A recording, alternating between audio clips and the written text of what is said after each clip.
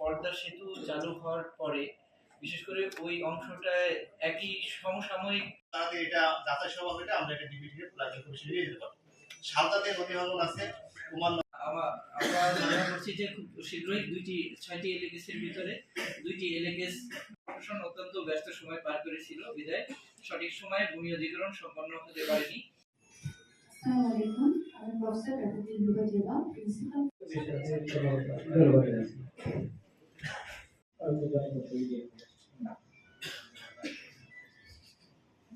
হিসাবে আমাদের সরকার প্রতিষ্ঠিত হয়েছে।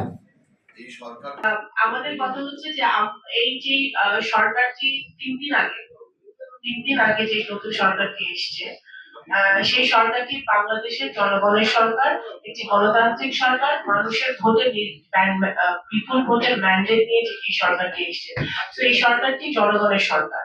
অবশ্যই বাংলাদেশ জাতীয়তাবাদী দল এসছে, কিন্তু আমাদের যে এখন গতকালকে মাননীয় প্রধানমন্ত্রী বলেছেন যে উনি বাংলাদেশের 17 কোটি মানুষের প্রধানমন্ত্রী, সকলের প্রধানমন্ত্রী।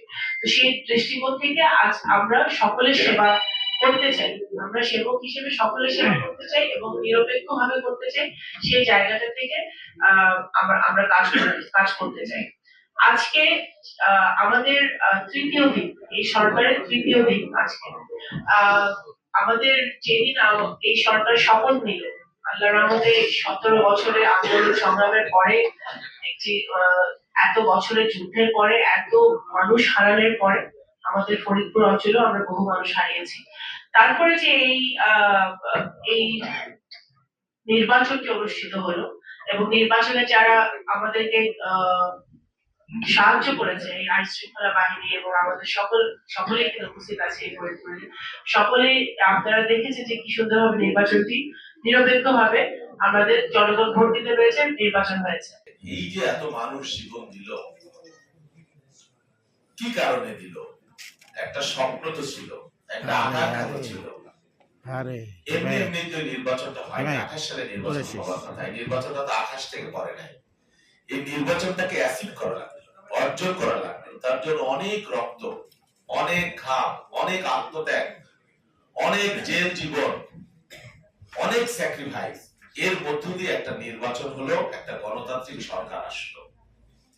এই সরকারের কাছে কি চাহিদা ছিল? এই যে যারা জীবন দিয়ে গেল বা যারা আত্মত্যাগ করলো, একটা পরিবর্তন তো চেয়েছে, ইতিবাচক একটা পরিবর্তন, যে দেশে গণতন্ত্র আসবে, ইনসাফ প্রতিষ্ঠা হবে, ন্যায় বিচার প্রতিষ্ঠা হবে, একটা কল্যাণ রাষ্ট্র হবে, মানুষ সুবিচার পাবে, তো অর্থনৈতিক মুক্তি মিলবে, এই স্বপ্ন বা বেকারত্বের অবসান হবে। এই যে স্বপ্ন, এই স্বপ্নের জন্যই তো মানুষ জীবন দিয়েছে বা পরিবর্তনের চেষ্টা করলো বা আত্মত্যাগ করলো।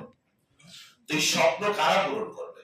ফার্স্ট অফ অল, যে হ্যাঁ ঠিক আছে, রাজনৈতিক দল, সরকার, নেতৃত্ব, প্রধানমন্ত্রী, মন্ত্রী, এমপি এবং মূলত যারা মাঠের কাজ করে, আপনারা যারা এখানে আছেন, তাদের মাধ্যমেই কিন্তু এই পরিবর্তনটা বা সরকারের যে গৃহীত পদক্ষেপ বা কর্মসূচি, আপনাদের মাধ্যমে সেটা পালিত হবে।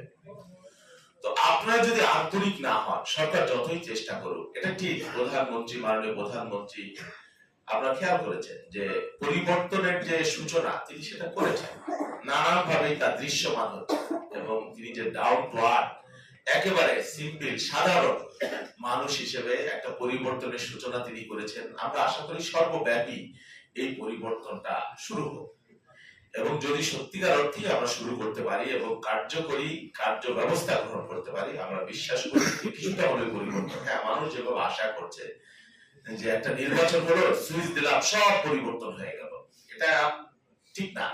কিন্তু পরিবর্তন যে আবার করা যাবে না, তাও ঠিক না। অবশ্যই পরিবর্তন হবে, সবটুকু যদি অর্জন না করতে পারি, আমরা কিছু অর্জন করতে পারি।